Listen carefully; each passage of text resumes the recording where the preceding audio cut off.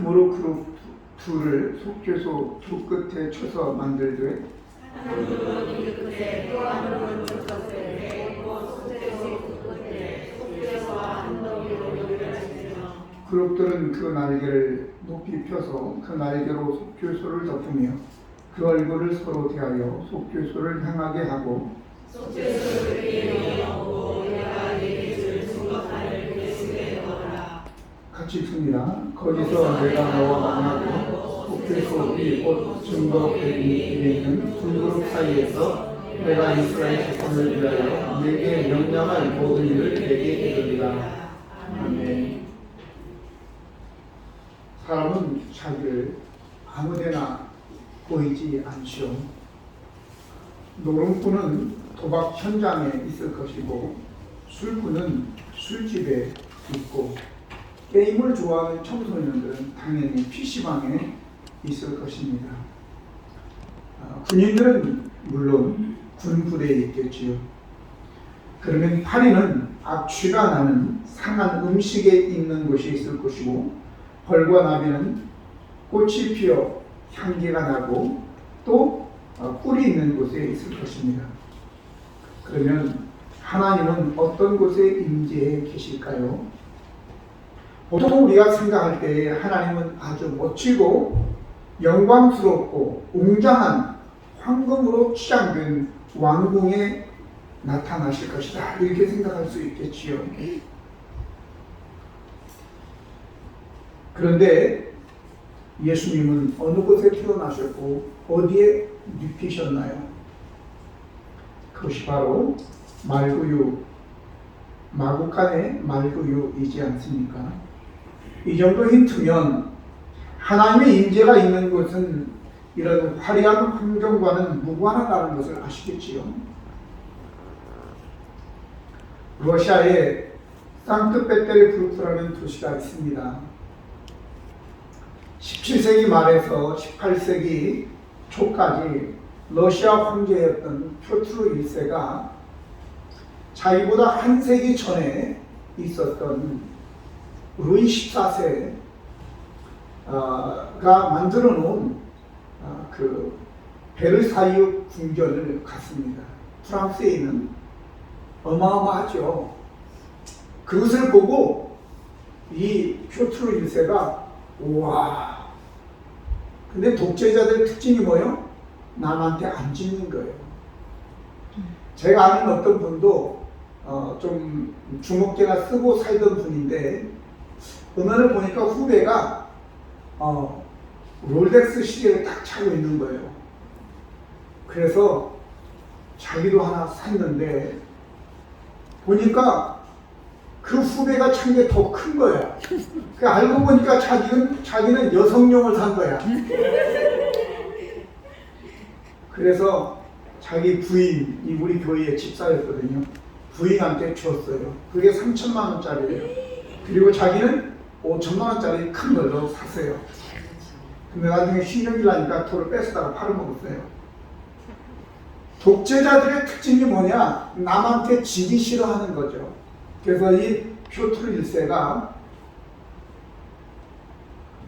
상트페테르부르크에 어마어마한 크기의 궁전을, 지금 있는 궁전도 큰데 어마어마한 궁전을 세우는 거예요.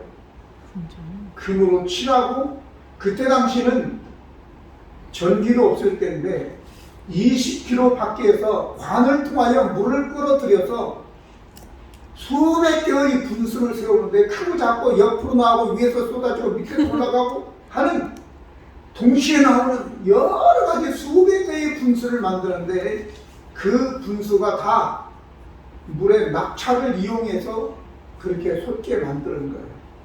지금도 가면 어마어마하는데 저는 거기까지는 가보지 못했어요. 박물관만 갔었는데 어쨌든 간에 그 아이러니하게도 그 도시의 이름이 뭐냐? 상트페테르부르크. 그게 뭐냐? 세인트 피터스버그라는 뜻이에요. 그러니까 성 베드로의 성이다, 도시다, 그런 뜻이죠. 근데 그렇게 크고 아름다운, 그리고 이름을 성도 있으니까 이거는 여름궁, 저는 겨울궁, 겨울궁도 아니고 여름궁도 아닌데 그렇게 지어놓고 여름궁이라고 했다고 그래요. 근데 그렇게 큰 궁전에 아무리 성 베드로의 도시다라고 이름 친다고 하나님이 거기에 계셨나? 오늘 요한복음 2장 20절을 보면 예수님의 제자들이 성전을 보면서 예수님 저 성전 어때요? 멋있죠? 이렇게 그런 표현적으로 얘기한 거예요. 제가 그냥 만든 거예요. 그래서 예수님이 성전을 보면서 돌 하나 돌 위에 천 놓이지 아니하고 다 무너뜨리는 걸 당하리라 했어요. 헤롯 왕이 예수님 태어나기도 전에 그 성전 지키를 시작했어. 원래 헤롯은 이두메 사람, 에돔 족속이거든요. 그래서 유대인들에게 좀 환심을 사기 위해서 성전을 지어주는데 예수님 당시까지 46년 동안 지었다고 했어요. 그러니까 얼마나 웅장하겠어요. 아직 완성 안 되었어요. 나중에 AD 64년에 완공이 돼요. 계산해 보면 80년 동안 그 성전을 지은 거예요.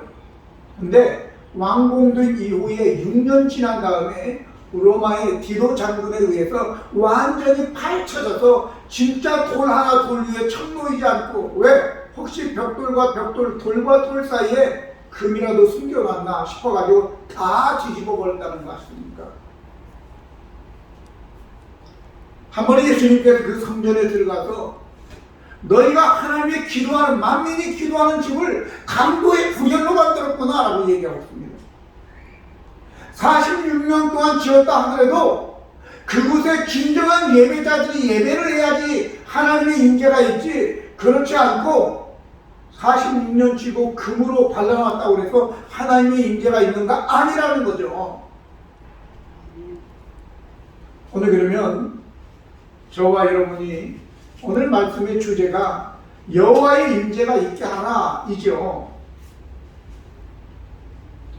하나님은 화려한 궁전 금으로 발라놓은 것이 아니라 바로 연약하고 초라한 곳, 바로 예수 그리스도께서 태어나시고 눕히셨던 마구간과 말구유, 말밥통 위에 누이셨던 곳에 가장 충만하게 하나님의 임재, 아니 그분이 자체가 하나님이신데, 그래서 오늘 우리 자신들이 화려한 것 꿈꾸지 마시고 하나님이 나와 함께하는 하나님의 임재가 있는 그런 자가 되기를 위해서 힘쓰기를 바랍니다. 그러기 위해서 오늘 첫 번째는 자신의 연약성을 인정하라는 거예요.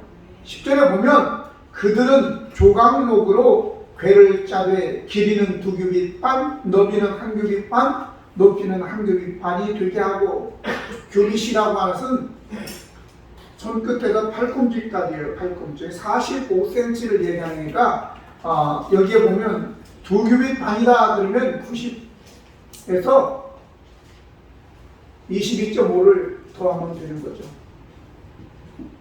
자, 그렇게 해서 하나님은 연약하고 초라한 곳에 임하시니까 우리 자신의 가치를 높이려고 금이나 학식으로 땅 머리나 다른 장식으로 치장할 필요가 없다는 거죠.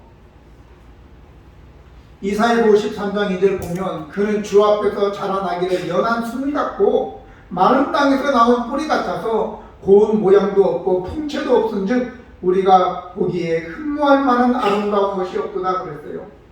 화가들이 예수님을 그리면서 멋있게 머리도 좀 고불고불하게 하고 얼굴도 미남처럼 해놨지만 사실 그렇지 않잖아요.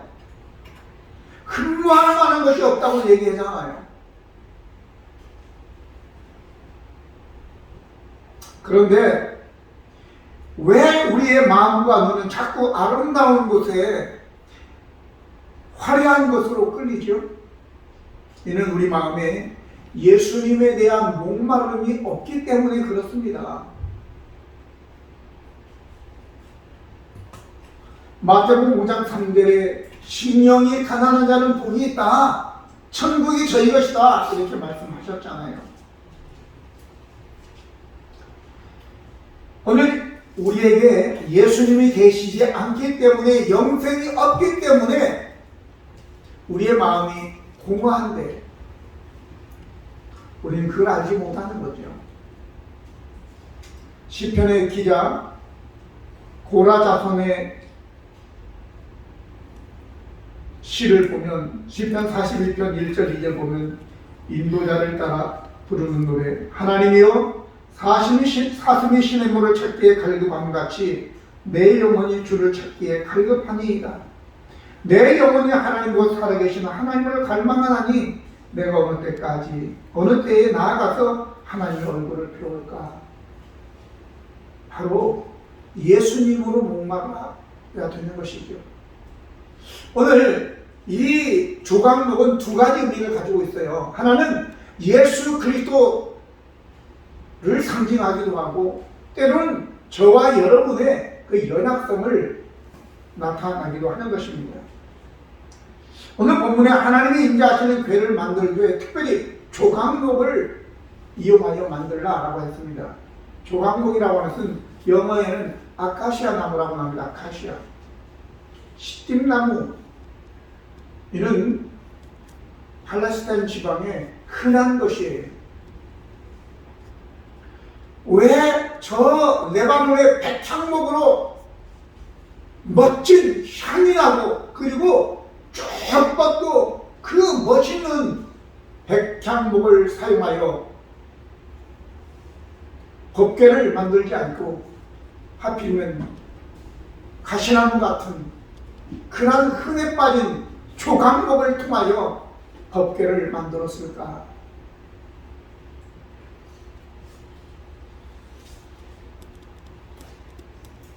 오늘 바로 이것은 예수님의 그 인성의 연약함과 저와 여러분의 그 연약성을 하나님께서 나타내기 위해서 바로 이 조각목을 사용하게 된 것입니다.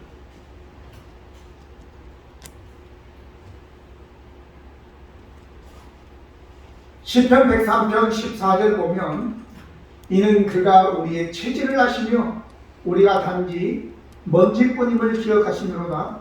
우리가 뭐가 된 것처럼 생각해서는 안 되죠.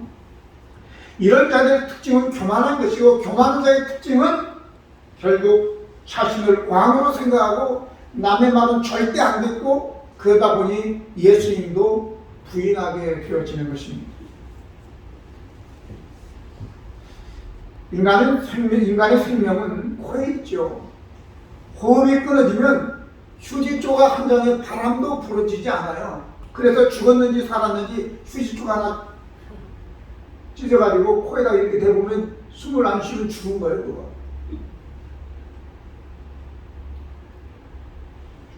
오늘 저와 여러분은 우리의 연약함을 인정하고 하나님이 함께 하시도록 하나님의 임재가 있을 때, 빌립보 4장 13절에 있는 말씀처럼 내게 능력 주시는 자 안에서 내가 모든 것을 할 수 있다라고 하는 것입니다.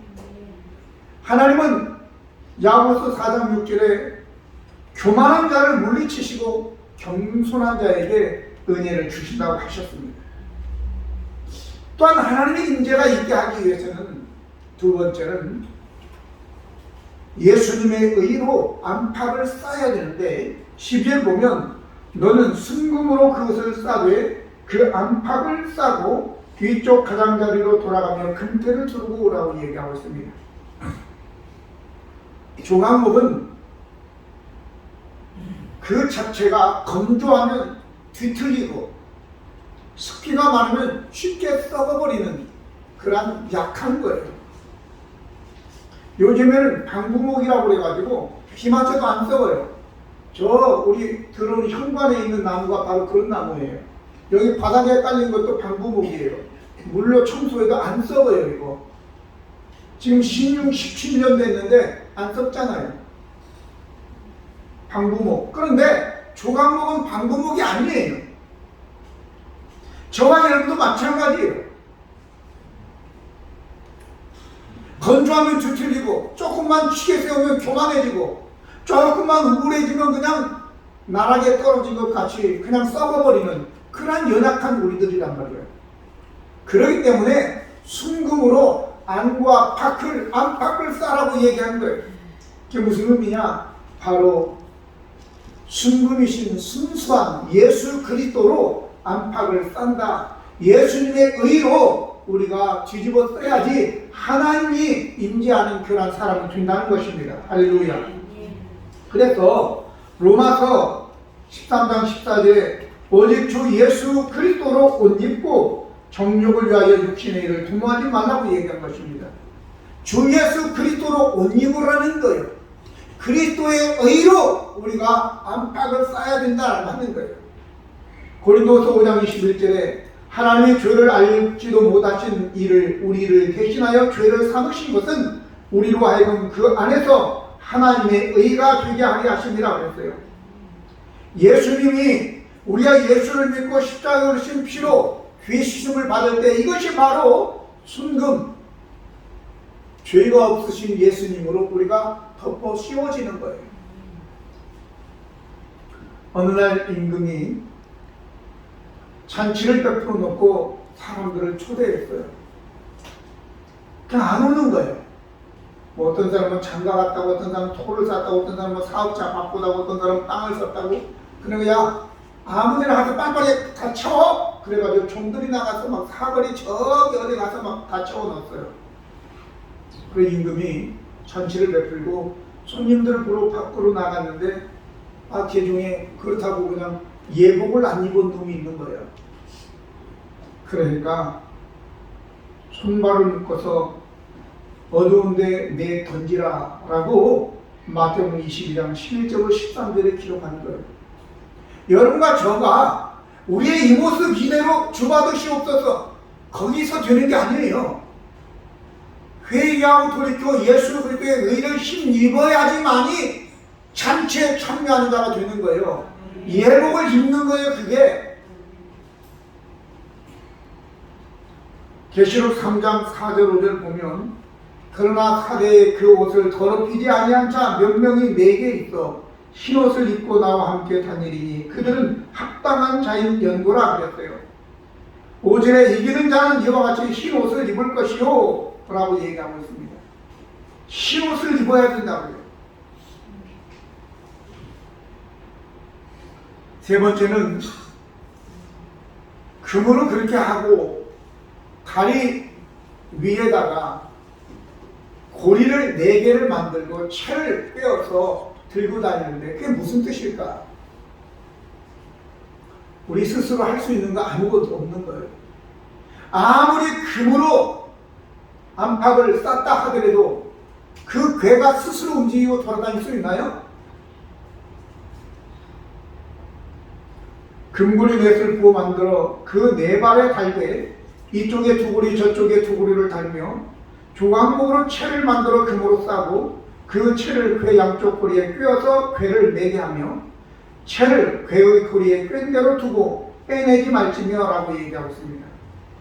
법궤는 하나님의 임재가 있는 기구가 확실하지만 스스로 움직일 수는 없는 것입니다. 그래서 고리를 꿰 수 있도록 채를 꿰 수 있도록 고리를 만들고 또 채도 만들어서 그리고 난 다음에 스스로 움직이지 못하고 레위인들이 그걸 잡아 움직여야지 이동할 수 있는 거예요. 자, 여러분 우리가 여기서 기억해야 될 것은 저와 여러분이 어떤 일을 하고 난 다음에 내가 했다 그런 소리 절대 해서는 안 되는 거예요. 하나님이 다 하시는 거예요. 오늘 은혜라는 찬송을 불렀죠. 얼마나 은혜롭습니까? 할렐루야. 이사야서 10장 15절 보면 이런 말씀이 있습니다. 도끼가 어찌 찝는 자에게 스스로 자랑하겠으며 톱이 어찌 켜는 자에게 스스로 큰 치 하겠느냐. 이는 막대기가 자기를 드는 자를 움직이려 하며 몽둥이가 나무 아닌 사람을 들려 함 같은 이로다 그랬어요. 여러분, 저와 여러분은 도끼나 톱이나 몽둥이나 막대기 같은 존재예요. 우리를 들어쓰는 하나님이 계시기 때문에 도끼가 도끼기도 하고 톱으로 켜기도 하는 거예요. 근데 톱이 도끼가 내가 했다고 할 수 있나요? 다니엘서 4장에 보면 느부갓네살 왕이 나오죠. 여러분 제가 소개를 드렸는데 어느 날 느부갓네살 왕이 왕궁에서 이렇게 돌아보면서 야, 내가 참 위대한 왕이구나. 이렇게 큰 나라들, 여러 나라들을 내가 점령해서 이 큰 나라를 만들다니 라고 하면서 지자랑에 빠지게 될 때에 하나님께서 바로 미치게 만들어서 그가 밖에 쫓겨나서 풀을 먹는 새처럼 그렇게 이슬에 젖는 그 새처럼 살게 되었다라고 얘기하는 거예요. 교만하지 말기를 바랍니다. 고린도전서 10장 12절에 바울은 이렇게 얘기합니다. 그런즉 선줄로 생각하는 자는 넘어질까 조심하라. 베드로 사도는 베드로전서 1장 24절 25절에 그러므로 모든 육체는 풀과 같고 그 모든 영광은 풀의 꽃과 같으니 풀은 마르고 꽃은 떨어지되 라고 말씀했습니다. 야고보는 4장 14절에 내일 일을 너희가 알지 못하는구나. 너희 생명이 무엇이냐? 너희는 잠깐 보이다가 없어지는 안개다. 이렇게 얘기하고 있어요. 세상 사람들은 우리를 초로 인생이다 그래서 초로 인생, 풀잎 끝에 매달려 있는 이슬방울 같은 존재다. 영원히 살 것처럼 착각하지 마기를 바랍니다. 재미있는 글이 있어서 소개합니다.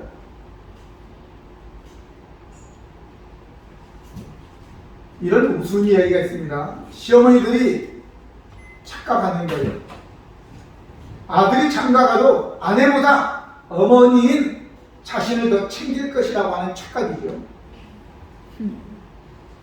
장모님들 잘 들으세요. 장모들의 착각, 사위는 우리 재산에 대해서는 별 관심이 없어. 이렇게 착각하는 거. 아줌마들 착각이 있어요. 화장 안 하면 밖에 나가면 사람들이 나를 예쁘다고 생각할 것이다 라고 하는 착각이에요. 아가씨들 착각이 있어요. 나는 절대 아줌마가 되지 않는다 라고 하는 착각이죠. 여자분들의 착각이요. 어떤 남자가 같은 방향으로 따라오면 저기 나에게 관심이 있어서 쫓아오는구나 이렇게 착각하는 것. 엄마들의 착각. 내 아들은 머리가 좋은데 공부를 안 해서 공부가 성적이 안 좋다 이렇게 생각하는 거죠. 여러분들 이런 착각들 속에 살지 마시고 여러분들의 그 연약함, 스스로 아무것도 할 수 없다는 그러한 그 연약함을 인정하시기를 바랍니다. 그리고 어떤 일을 하고 난 다음에 우리가 기억해야 될 것은 다 은혜였습니다. 은혜였습니다. 우리가 밥 먹을 때에도 샤워할 때에도 길을 갈 때에도 얼마나 감사한지 모르죠. 숨이 제대로 쉬어지는 것만 해도 감사해야 돼요. 저희 형님 딸 조카 아이가 아이를 낳았는데 이름이 누리예요. 이누리. 지금도 코에다가 그 호흡기를 끼고 있어요. 심장이 안 좋아가지고 날 때부터 병원에 있고 계속 지금도 집에 튀어내 있는데도 아이 꽂고 있다고 그러더라고요. 여러분들이 마음껏 호흡할 수 있는 것조차 감사하시기 바랍니다. 그래서 시편 150편에 호흡이 있는 자들은 여호와를 찬양하라고 이야기했는지도 모릅니다. 마지막으로 말씀을 품어야 됩니다. 하나님의 임재가 있으려면 말씀이 있어야 된다는 거죠. 16절에 내가 내게 줄 증거판을 궤속에 둘치며 라고 얘기합니다. 그리고 22절에 거기서 내가 너와 만나고 라고 얘기합니다. 주제는 거기서 정한 거죠. 거기서 내가 너를 만나고 바로 증거궤가 들어있는 그 법궤여야지 하나님이 그곳에서 우리를 만나 주는 거예요. 아무리 조각목을 금으로 싸고 법궤 위에 금으로 만든 그 그룹 천사가 있다 하더라도 그걸 시온소라고 하죠. 시온좌 있다 하더라도 그렇다고 하나님이 거기에 임재하는 건 아니죠. 그 궤 안에 바로 증거판 말씀이 들어있어야지만이 하나님이 임재하는 것입니다.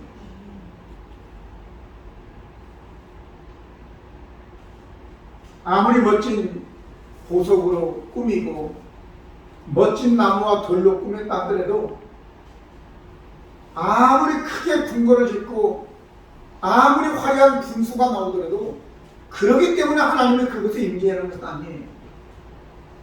하나님의 말씀이 우리 안에 있어야지만이 하나님의 임재가 있는 것입니다. 그 말씀이 바로 요한복음 1장 1절로 3절에 보면 태초에 말씀이 계시니라. 이 말씀이 하나님과 함께 계셨으며 이 말씀은 곧 하나님이시니라. 그가 태초에 하나님과 함께 계셨고 만물이 그로 말미암아 지은 바 되었으니 지은 것이 하나도 그가 없이 된 것이 없느니라 라고 말씀하셨습니다. 바로 그 말씀은 예수 그리스도를 상징하는 거예요. 예수님이 우리 마음에 계실 때에 하나님의 임재가 우리 가운데 함께하는 것입니다. 그런데 그 말씀으로 모든 것이 지어진 바 됐다라고 얘기하고 있는 것처럼 하나님의 말씀이 우리 가운데, 예수님이 우리 가운데 역사하시면서 우리를 지어져 가는 거예요. 하나님의 사람으로부터 성숙해지고 완전해지게 하나님이 우리를 지어가시는 거예요. 그러니까 여러분들은 말씀을, 예수님을 여러분의 마음에 가득 채우시기를 바랍니다. 예수님을 충만하게 품고 있을 때 하나님께서 그 예수님을 통해서, 말씀을 통해서 우리를 지으시고 완전케 하셔서 하나님이 임재가 있도록 우리를 만들어 주시는 것입니다. 그러므로 화려한 것 꿈꾸지 마시기 바랍니다. A.J. 토저라는 사람은 지금 이 현대 교회는 성경이 이야기하는 교회가 아니라 성경은 십자가를 고난을 받으라고 얘기하고 있는데 이 현대 교회는 편안함을 추구하고 있잖아요. 예수 믿으면 복 받아서 잘 먹고 잘 산다고 얘기하고 있잖아요. 그런 성경이 얘기하는 교회가 아니라는 거예요. 그러니까 종교개혁 때 했던 그 개혁이 일어나지 않으면 안 된다고 얘기하고 있는 거예요. 오늘 저와 이런 우리는 말씀으로 개혁되어져야 될 줄로 믿습니다. 성경적인 교회, 성경적인 그리스도인 하나님의 사람이 되기 위해서 우리가 나와 함께 고난을 받으라고 얘기한 그 우리에게 주신 십자가를 내가 지고 가는 사람이야지 예수 믿어도 복 받아도 편하게 잘 먹고 잘 살고 그런 생각을 다 버려야 되는 것은 썩어질 생각이라고요. 그러니까 하나님의 임재가 있기 위해서 궁궐을 짓지 말고 예수님처럼 저 마국간에 말구 위에 눕히더라도 진리의 말씀을 따라 살아가는 저와 여러분 되시기를 예수님 이름으로 축복합니다. 기도하시겠습니다. 거룩하신 은혜로 준 하나님 아버지, 우리가 원하는 것은 궁궐이 아니라 화려함이 아니라 하나님의 임재를 원합니다. 오시어 우리와 함께 해주시고 우리 속에 있는 이 허황된 생각들을 다 버리게 도와주시고 아버지 겸손하게 이제 조각목인 것을 인정하고 하나님께서 우리에게 우리를 사용하지 않으면 한 발짝도 움직일 수 없다는 것도 알게 하여 주시고 겸손하게 하나님을 온전히 의지하고 나가고 하나님의 임재만을 사모하는 우리 모두가 되게 하여 주시옵소서. 우리 주 예수 그리스도의 이름으로 기도드립니다. 아멘. 잘 일어나셔서